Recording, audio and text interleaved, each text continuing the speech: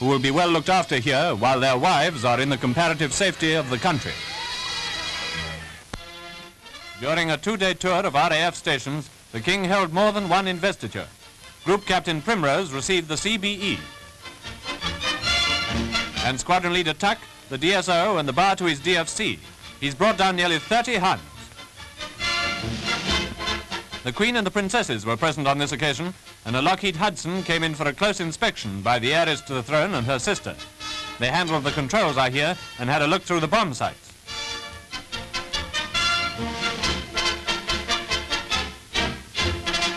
At another station, the youngest pilot in a Polish force presented the Queen with a bouquet, and the Poles were inspected.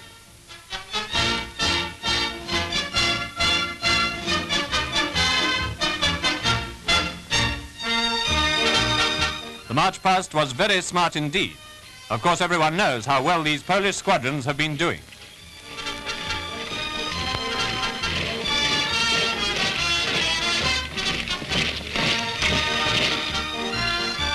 Mr. Wendell Wilkie has been extremely busy, seeing a whole lot